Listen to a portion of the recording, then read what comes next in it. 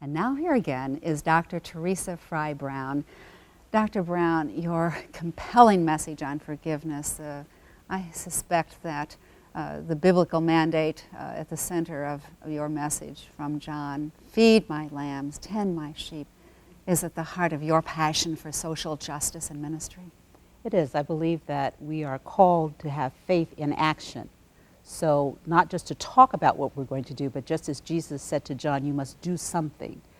In my culture, we say put feet on your prayers. It means to move past just sitting around and actually demonstrating the love that Jesus has shown for us. You are a distinguished professor of homiletics at Emory University, but take us back to your childhood, that young girl at age 12 who learned something about the importance of the place of church. The place of church. When I was 12, well, from my birth, my mother was a minister of music, and so I was at church day in and day out.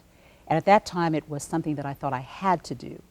It also provided, because I was a child of the late 50s and the 60s, an escape from the realities of what life was all about for a little black girl in Missouri at that time.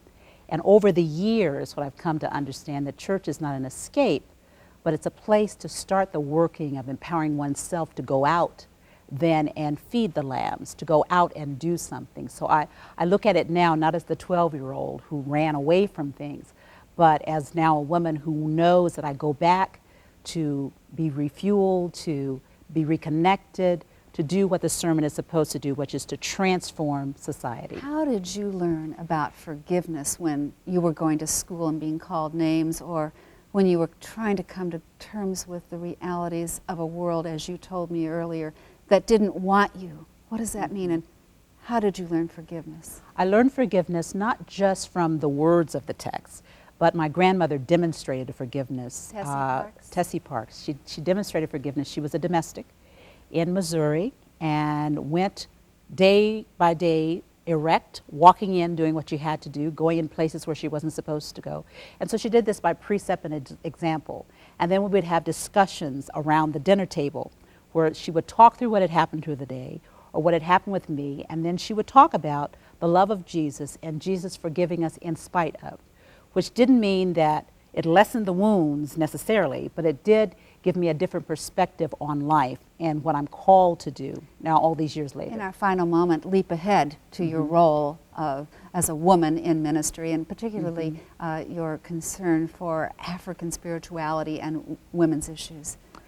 I think the same thing has to do with forgiveness. There are always going to be laws and rules and people that don't want someone in.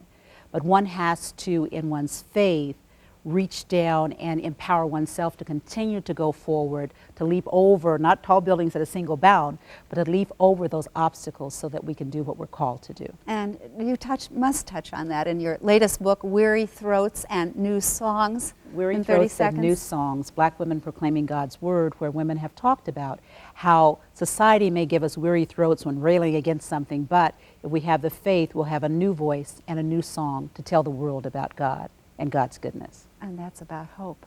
Yes. Thank you, Teresa. Thank you.